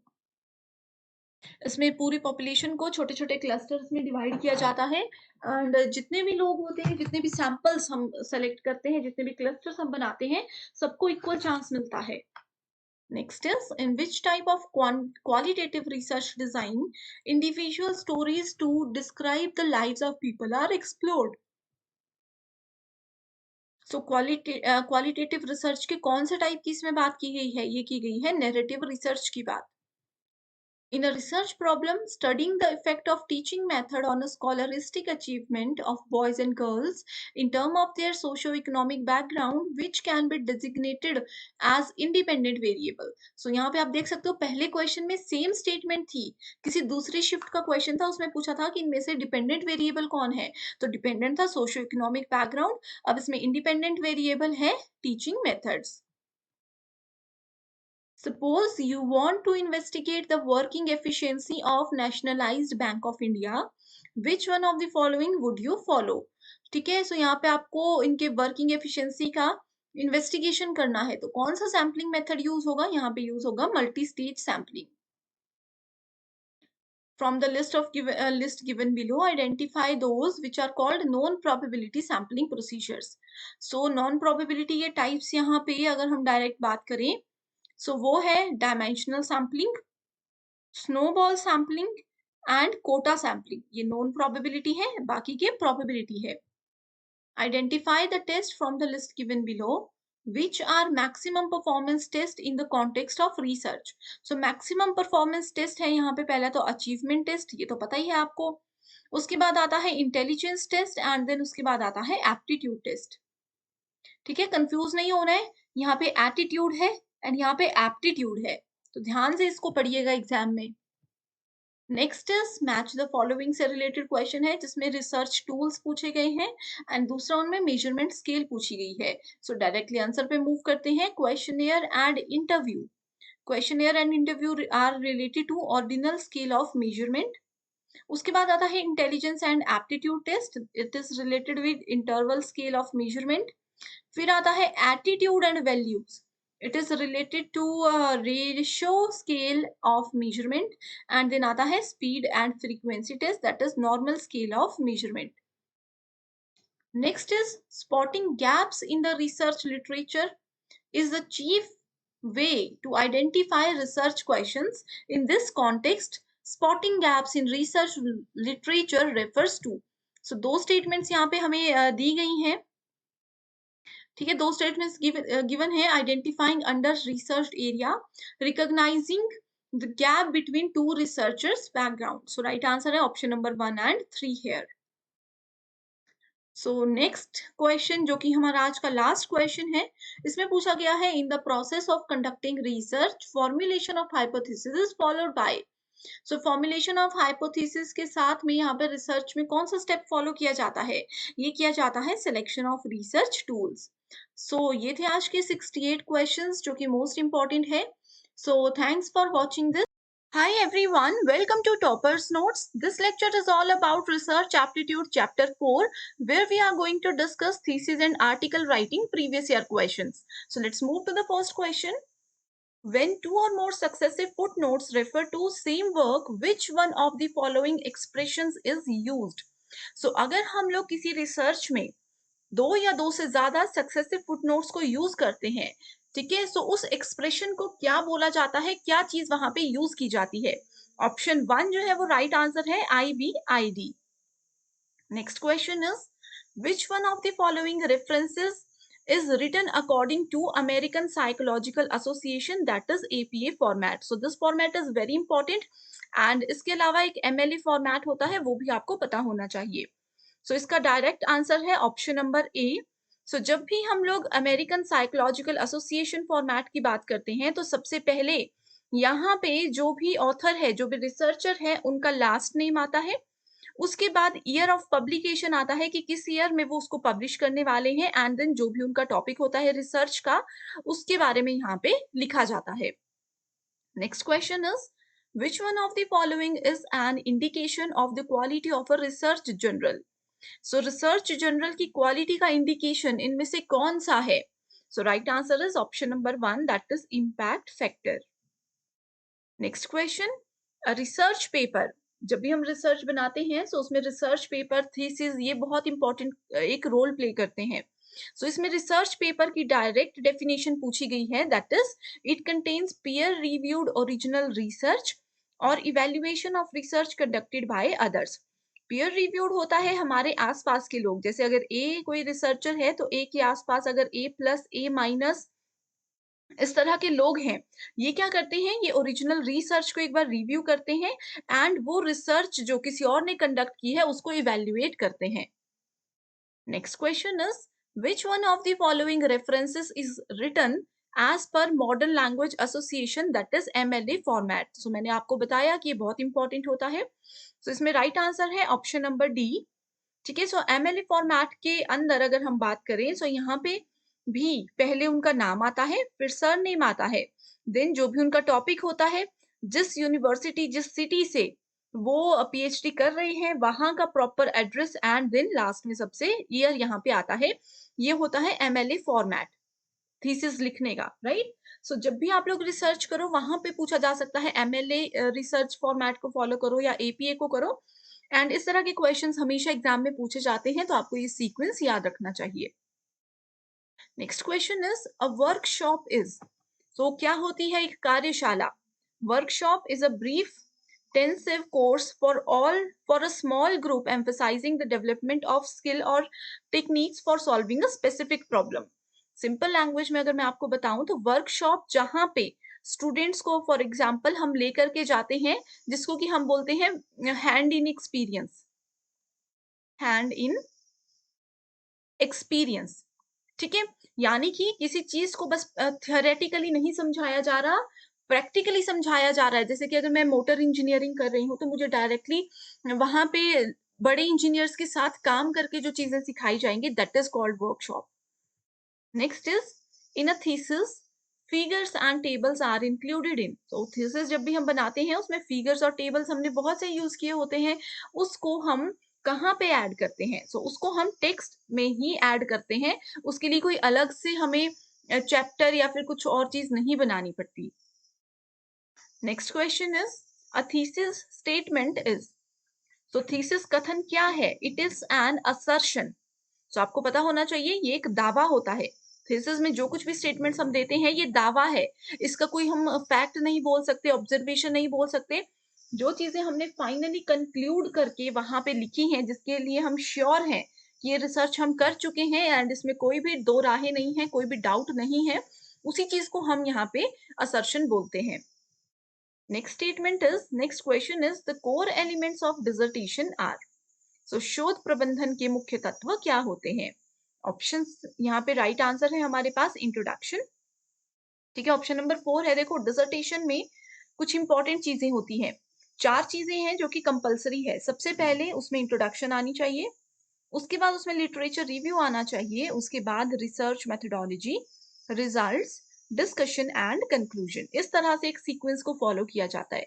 बहुत easy question था यहाँ पे, देखो इसमें भी आप इंट्रोडक्शन सबसे पहले देख सकते हो। एंड मैंने आपको हमेशा बताया है कि रिसर्च में अगर आपको कुछ भी नहीं पता हो तो हमेशा देखना है कि पहला पार्ट इंट्रोडक्शन होता है, last part discussion and conclusion होता है, एंड इससे पहले आता है रिजल्ट्स। नेक्स्ट क्वेश्चन है when academicians are called to deliver lecture to presentation to an audience on certain topics or a set of topics of educational nature, it is called as। कोई academicians आए हैं, यहाँ पे मान लीजिए 200 students का एक बैच हमने बिठा रखा है। academicians का क्या काम है, उन्होंने लेक्चर देना है, प्रेजेंटेशन देनी है इन लोगों को, जिसमें किसी एक सर्टेन टॉपिक पे होगा ये जो कुछ भी है। ठीक है, ये टॉपिक जो है एजुकेशनल टॉपिक होना चाहिए। इस तरह से जो प्रेजेंटेशन देने के लिए स्कूल कॉलेजेस में आते हैं, इस चीज को बोला जाता है सेमिनार। नेक्स्ट क्वेश्चन है a good thesis writing should involve, तो जब भी हम थीसिस लिखते हैं तो उसको एक गुड थीसिस हम कब बोल सकते हैं, कौन कौन सी चीजें यहाँ पे ट्रू हैं। सो सबसे पहले अगर हम लोग देखें option number 1, that is reduction of punctuation and grammatical error to minimum. Grammatical errors नहीं होनी चाहिए, पंक्चुएशन हमारी बिल्कुल करेक्ट होनी चाहिए।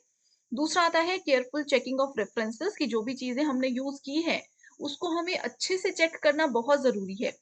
तीसरी स्टेटमेंट है consistency in the way of thesis is written, यानी कि जिस तरह से हमने थीसिस को शुरू किया, कंसिस्टेंसी होनी चाहिए। ऐसा नहीं है कि शुरू में हमने कुछ और शुरू किया था टॉपिक, थीसिस एंड होते-होते तक हम बिल्कुल फील्ड चेंज कर चुके हैं, बिल्कुल अलग ही ट्रैक पे निकल चुके हैं, ये नहीं होना चाहिए। A clear and well written abstract, तो एब्स्ट्रैक्ट एक मेजर रोल प्ले करता है थीसिस राइटिंग में। सो अगर एक क्लियर और वेल रिटन एब्स्ट्रैक्ट होगा तो हमारी थीसिस एक स्टैंडर्ड, अच्छे स्टैंडर्ड की थीसिस मानी जाती है। सो राइट आंसर है यहाँ पे option number 1, that is 1 2 3 4। Next is, which of the following are the basic rules of APA system of referencing format? So again यहाँ पे APA system से related क्वेश्चन पूछा गया है। इसमें बताना है कि कौन से इसके बेसिक रूल के रिगार्ड में स्टेटमेंट्स ट्रू हैं। सो राइट आंसर की अगर हम बात करें, सो राइट आंसर है option number B, that is 2 3 and 4। यहाँ पे फोर्थ ऑप्शन नहीं है, सो 2 एंड 3 हम लेकर के चलते हैं। That is invert authors name, last name first, ये हमने बताया था। दूसरा है italicise title and longer word such as books and journals. ठीक है, सो ये जितनी भी चीजें हैं इनको थोड़ा इटैलिक वे में करना चाहिए, इटैलिक होने चाहिए बुक्स का नाम और जर्नल्स का नाम। नेक्स्ट क्वेश्चन है हमारे पास, which of the following are the characteristics of a seminar. अभी हमने सेमिनार डिस्कस किया जिसमें क्या होता है, कोई एकेडमिशियन, कोई एक्सपर्ट आता है, लेक्चर देते हैं वो, या फिर प्रेजेंटेशन देते हैं किसी एजुकेशनल टॉपिक पे बहुत से स्टूडेंट्स को।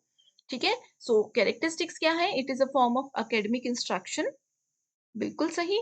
दूसरा है it involves questioning, discussion and debates, ये भी बिल्कुल सही स्टेटमेंट है। यहाँ पे जो इन्होंने कोई भी प्रेजेंटेशन दी, स्टूडेंट्स को उससे रिलेटेड कोई क्वेरी है, कोई क्वेश्चन उनके माइंड में आया है, तो वो क्वेश्चन आंसर सेशन, डिबेट्स यहाँ पे चलती हैं। It involves large group of individual, जरूरी नहीं है, अगर सिर्फ 10 से 12 लोग हैं तो भी सेमिनार्स कंडक्ट हो सकते हैं।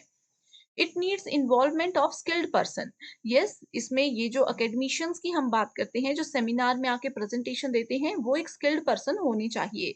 So right answer is option number D.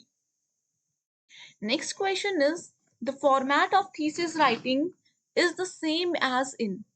So thesis writing का फॉर्मेट किसकी तरह होना चाहिए, बहुत इजी है, अ रिसर्च डिसर्टेशन। तो मैं आपको बता दूं कि थीसिस और डिसर्टेशन ये दोनों चीजें सेम होती हैं।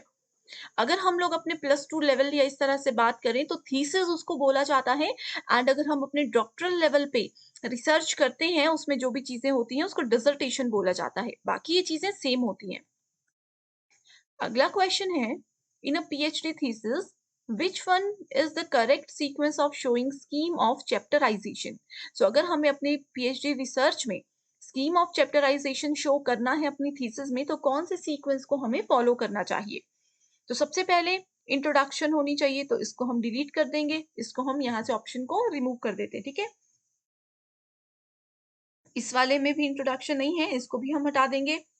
उसके बाद सबसे लास्ट में जो है, यहाँ पे हमने हमेशा बात की है कि सबसे लास्ट में आते हैं रेफरेंसेस एंड अपेंडिक्स। सो इन दोनों ऑप्शंस में ही यही है, तो हम बाकी की चीजें भी देखते हैं। ठीक है, इंट्रोडक्शन, उसके बाद आता है survey of related literature. Introduction के बाद हम डिजाइन नहीं बना सकते किसी चीज का, हमें पहले रिलेटेड स्टडीज, ऑलरेडी किसी ने वो स्टडी की है, ऑलरेडी किसी ने उस टॉपिक पे रिसर्च की है, उसको उसका सर्वे करना है। उनके सर्वे के बाद हम हमेशा डिजाइन करते हैं अपने स्टडी प्लान को कि एग्जैक्टली हम आगे क्या करने वाले हैं। सो राइट आंसर है option number C here.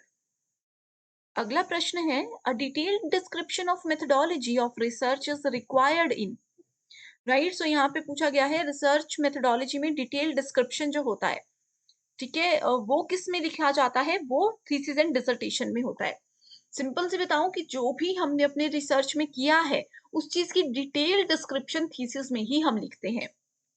Next है, in which of the following reporting format is formally prescribed. So reporting format किस में बताया जाता है, डॉक्टरल लेवल में, कॉन्फ्रेंस ऑफ रिसर्च, वर्कशॉप, या फिर सिंपोजिया। सो राइट आंसर है डॉक्टरल लेवल थीसिस में।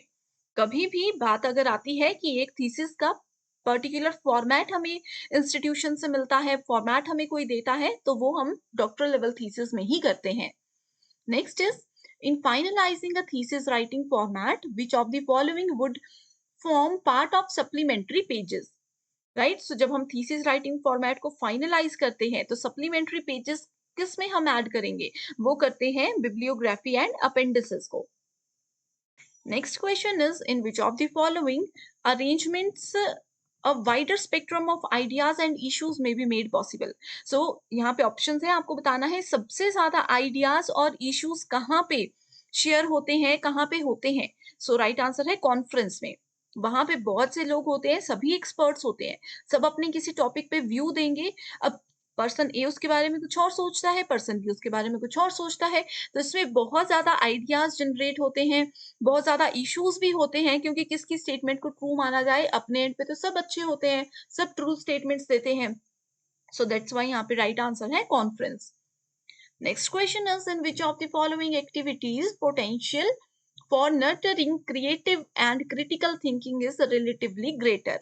सो ये होता है पार्टिसिपेशन इन वर्कशॉप. ठीक है, so creative thinking and critical thinking जो है यहाँ पे सबसे ज्यादा होती है.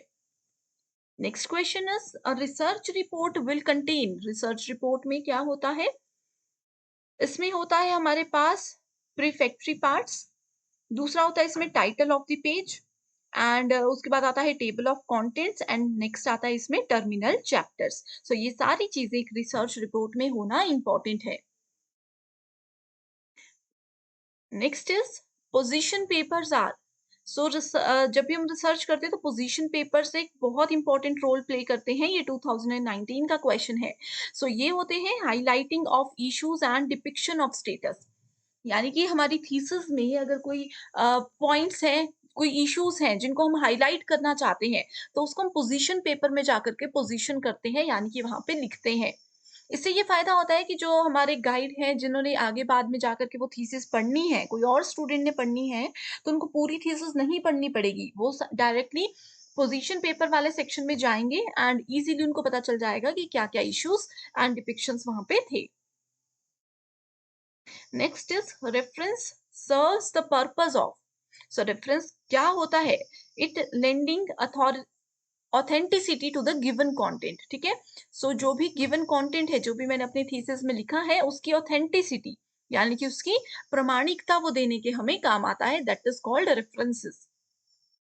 सिंपल लैंग्वेज में अगर बोलूं तो अब जैसे मान लीजिए मैं अपने रिसर्च में ऑलरेडी कोई एक बुक लिखी है एबीसी नाम के रिसर्चर ने. अब मैं रिसर्च कर रही हूँ, मैंने एबीसी की जो फाइंडिंग्स है वो अपने यहाँ भी यूज कर ली, रेफरेंस दे दिया मैंने उनको. ठीक है, तो ये ऑथेंटिसिटी बताता है कि मैंने अपने रिसर्च में जो भी यूज किया है वो ऑथेंटिक है. नेक्स्ट है supervisors certification on the thesis. Supervisors certification on the thesis, उसको क्या बोला जाता है, क्या यूज होता है, it is use to ensure originality of the work. तो जो भी हमारे रिसर्च के गाइड होते हैं, वो अगर हमें सर्टिफिकेट दे देते हैं हमारी थीसिस के लिए, उसका मतलब है कि हमने ओरिजिनल काम किया है एंड वो काम आगे पसंद आ चुका है, वो काम आगे पास हो चुका है. Bibliography given in research report, major role play करती है बिब्लियोग्राफी भी. ठीक है, इस तरह की छोटी छोटी टर्म्स हैं जैसे बिब्लियोग्राफी, अपेंडिसेस, उसके बाद आता है रिसर्च पेपर, थीसिस, डिसर्टेशन. इनका सीक्वेंस किस तरह से इसमें काम करते हैं एंड इनकी बेसिक वर्किंग एंड डेफिनेशन आपको पता होनी चाहिए. तो bibliography helps those interested in further research. जैसे मैंने आपको बताया, मैंने एबीसी नाम के कोई रिसर्चर हैं, ठीक है, या फिर छोड़ो, चलो मेरा नाम है एबीसी, मैंने एक रिसर्च कर दी 100% कंप्लीट. उसके बाद कोई रिसर्चर आगे XYZ आज से 10 साल बाद, ठीक है, वो भी सेम टॉपिक पर अगर रिसर्च करते हैं एंड उनको रिव्यू ऑफ लिटरेचर करना है, उनको प्रीवियस देखना है कि इसने किसी में रिसर्च किया है, क्या क्या काम किया है, तो वो इसके बिब्लियोग्राफी में जाकर के चेक कर सकते हैं. In a thesis, format and style of referencing has been inappropriately followed. This is an example of. ठीक है, सो थीसिस में फॉर्मेट और स्टाइल ऑफ रेफरेंसिंग जो होते हैं वो फॉलो किए जाते हैं अगर इनअप्रोप्रिएटली. सो उसका एक एग्जांपल यहाँ पे बताना है कौन सा करेक्ट है. That is technical lapse on the part of researcher. अगर एक रिसर्चर अच्छे से काम नहीं करता, वो तकनीकी लैप्स कर देता है, तो वो एक इनअप्रोप्रिएट फॉलो जो है फॉर्मेट माना जाता है. Next is arrange the steps of research in the sequence in which they are presented in the thesis. So research में steps होते हैं, thesis में हम उनको किस तरह से present करते हैं ये हमें बताना है. Problem हमेशा मैंने बताया है कि सबसे पहला step होता है problem formulation, उसके बाद review of literature, conceptual framework, result and discussion. Discussion या conclusion होता तो भी right answer होता. नेक्स्ट क्वेश्चन है, in which of the following formats research abstract is a must. So ये टर्म भी इंपॉर्टेंट है, इसको भी आप डिटेल में पढ़ लीजिएगा। सो रिसर्च एब्स्ट्रैक्ट किस किस चीज में इंपॉर्टेंट होती है? एक तो वो रिसर्च आर्टिकल में इंपॉर्टेंट होती है, सेमिनार पेपर जो हम प्रेजेंट करते हैं उसमें ये इंपॉर्टेंट होती है, एंड देन थीसिस में ये इंपॉर्टेंट होती है। रिसर्च सिनॉप्सिस में रिसर्च एब्स्ट्रैक्शन की जरूरत नहीं होती। नेक्स्ट क्वेश्चन है, in which of the following formats chapter scheme of the document has to be formally approved by a research degree committee in the university। so ये simple सा question है, ये chapter scheme in चीजों पे नहीं जाना, directly इसमें ये बताया गया है कि जो फॉर्मेट कोई रिसर्च डिग्री के लिए हमें मिलता है, किससे रिलेटेड? डॉक्यूमेंट से रिलेटेड। बस ये टर्म्स याद रखो, और डायरेक्ट थीसिस और डिसर्टेशन। मैंने बताया कि थीसिस और डिसर्टेशन किस फॉर्मेट में हम लिखेंगे, एपीए एमएलए जो भी फॉर्मेट में हम लिखेंगे, ये हमारे यूनिवर्सिटी इंस्टीट्यूशन जहां से हम पीएचडी कर रहे हैं वो हमें बताते हैं। अगला प्रश्न है, अ workshop is meant for. Workshop मैंने आपको फर्स्ट क्वेश्चन में ही बताया था, workshop means hand on experience. Next is the style of writing a thesis and a research article has to be scientific in respect of language used। यानी कि जो भी language हम यूज कर रहे हैं उस चीज का भी इसमें ध्यान रखा जाना चाहिए कि किस फील्ड में, किस जगह पे एग्जैक्टली हम लोग ये काम कर रहे हैं। नेक्स्ट क्वेश्चन है, a research scholar while submitting his or her thesis did acknowledge in the preface that help and support of the respondents of questionnaires used, this will be called in an instance of ethical act। ठीक है, सो मैंने बताया है कि research scholar ने अपनी अगर कोई थीसिस सबमिट करवा दी एंड उन्होंने किसी की हेल्प ली थी, क्वेश्चंस किसी से पूछे थे, तो उन चीजों को वो उन्होंने अच्छे से फॉलो किया। ठीक है, तो इसको एक एथिकल एक्ट यानी कि नैतिक कार्य बोला जा सकता है, जो कि एक अच्छी बात है, जो कि एक बहुत इंपॉर्टेंट चीज है। राइट, सो ये थे हमारे आज के 33 questions. Thanks for watching. Hi everyone, welcome to Toppers Notes. So this lecture is all about Research Aptitude Chapter 5, where we are going to discuss applications of ICT in research previous year questions. So our first question is, Eric, Medline and ABI inform are instances of।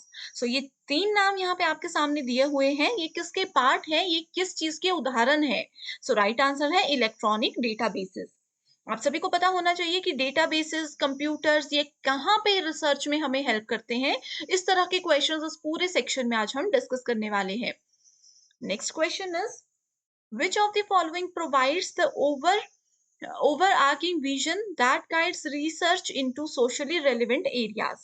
ठीक है, सो यहाँ पे कौन सा वो एक app का नाम है, कौन सा वो आईसीटी का एक ऐसा टूल है जो कि ओवरआर्किंग विजन प्रोवाइड कराता है एक रिसर्चर को। सो राइट आंसर है imprint. Next question is, which of the following is most suitable for being designed as fourth generation language, जिसको कि 4GL सिंपली हम बोल सकते हैं। यहाँ पे मोस्ट suitable राइट आंसर है हमारे पास option number D, that is SQL। So SQL का मतलब होता है structured query language. Next is, the application of which of the following ICT in research will ensure wider coverage and accessibility of needed information। सो यहाँ पे ICT की कौन सी application है जो कि इजीली एक्सेसिबल और होती है किसके लिए? अगर हमें किसी भी इंफॉर्मेशन की नीड है तो वो होती है वैन। वैन का मतलब यहाँ पे होता है जनरली वाइड एरिया नेटवर्क। ठीक है, इसका बेस्ट एग्जांपल है इंटरनेट। सो यहाँ पे थोड़ा सा ट्रिकी क्वेश्चन पूछा गया था कि सिंपल इंटरनेट नहीं लिखा कि इंफॉर्मेशन कहाँ से इजीली ले सकते हैं, इन्होंने यहाँ पे इसको वैन लिखा है। नेक्स्ट है, a researcher intends to make use of ICT in his or her research, what considerations should weight most in such a decision। so कौन सी चीजें सबसे ज्यादा यहाँ पे होनी चाहिए, देखते हैं। पहला ऑप्शन है अप्रोप्रिएटनेस ऑफ टूल्स यूज्ड। सो कौन कौन से टूल्स हम यूज करते हैं आईसीटी के अपने रिसर्च के दौरान, ये डिपेंड करता है। दूसरी चीज है cost involve in procuring it. So इस पे हमने कितना पैसा यूज किया, ठीक है, इस रिसर्च को पूरा करने के लिए हमने कितना पैसा यूज किया। एंड उसके बाद आता है availability of tools in the department where research is to be taken. So हमारे डिपार्टमेंट में जिसके अंदर हम रिसर्च कर रहे हैं वो कितनी टूल्स की अवेलेबिलिटी हमें देते हैं, that is very very important in this case. And if we talk about option number 2, यहाँ पे ऐसा नहीं होता कि जितना ज्यादा पैसा हम लोग लगाएंगे उतना अच्छा काम होगा, ऐसा नहीं है। कॉस्ट इफेक्टिव चीजें हमें यहाँ पे यूज करनी है कि लो कॉस्ट में भी किस तरह से हम लोग अच्छा काम कर सकते हैं, that is very important in this case. Okay, so according if we say 1, 2 and 3 is the right answer. Next is, which of the following is a programming language? So here we have options are deep learning, machine learning, artificial intelligence या फिर .NET. So right answer यहाँ पे क्या होगा? Programming language कौन सी होती है? वो होती है मशीन लर्निंग भी। राइट, सो ये थे 6 question based on ICT। Thanks for watching.